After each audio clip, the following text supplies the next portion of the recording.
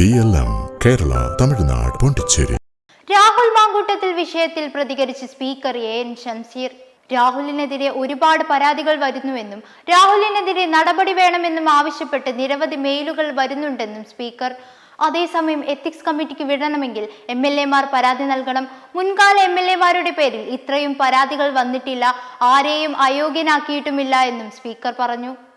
അതിൽ ഞങ്ങൾ പറഞ്ഞല്ലോ, ഒരുപാട് പ്രൈവറ്റ് കംപ്ലയിൻറ്റ്സ് വരുന്നുണ്ട് ഞങ്ങളുടെ മെയിലിലേക്ക്. അദ്ദേഹത്തെ അയോഗ്യനാക്കണം, അദ്ദേഹത്തെ പുറത്താക്കണം എന്നൊക്കെ പറഞ്ഞ്, പ്രിവിലേജ് എത്തിക്സ് കമ്മിറ്റി കൊടുക്കണം എന്നൊക്കെ പറഞ്ഞുകൊണ്ടുള്ള. അപ്പം അതിൽ പ്രിവിലേജ് ആൻഡ് എത്തിക്സ് കമ്മിറ്റിക്ക് സ്പീക്കർക്ക് മൂവ് ചെയ്യാൻ സാധിക്കണമെങ്കിൽ സഭക്കകത്തിൽ ഏതെങ്കിലും സാമാജികന്മാർ പരാതി തരണം. സഭക്കകത്തിൽ ഏതെങ്കിലും സാമാജികന്മാർ പരാതി തന്നാൽ അത് പ്രിവിലേജ് ആൻഡ് എത്തിക്സ് കമ്മിറ്റിക്ക് ഞങ്ങൾ മൂവ് ചെയ്യും.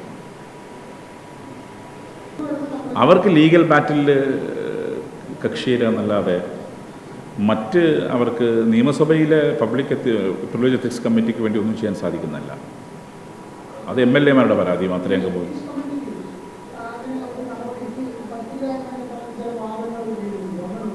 അല്ല, അതൊരു ഹീറ്റഡ് ഡിബേറ്റായ വിഷയമാണ്.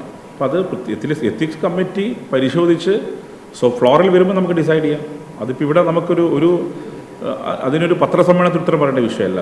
അതൊരു ലീഗൽ ബാറ്റിൽ മാത്രമല്ല പ്രസിഡൻ്റായി മാറുന്ന സംഭവമാണ്. അപ്പോൾ അത് വളരെ സൂക്ഷിച്ച് മാത്രം എടുക്കേണ്ട തീരുമാനമാണ്.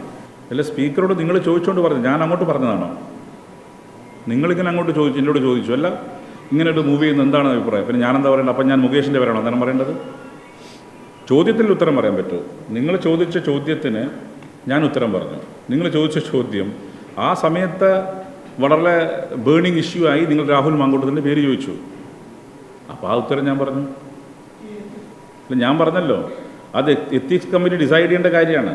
മുൻകാലത്ത് ഇത്തരം ഒരു പ്രസിഡന്റ് നമ്മുടെ മുന്നിലില്ല. മുൻകാല MLA-മാരുടെ പേരിൽ ഇങ്ങനെ സീരീസ് ഓഫ് റേപ്പ് ഉണ്ടായിരുന്ന എനിക്കറിയില്ല. ഇതെല്ലാം പറയുമ്പോൾ എല്ലാം എലിഗേഷനാണ്. അപ്പോൾ അത് പരിശോധിക്കട്ടെ എത്തിക്സ് കമ്മിറ്റി.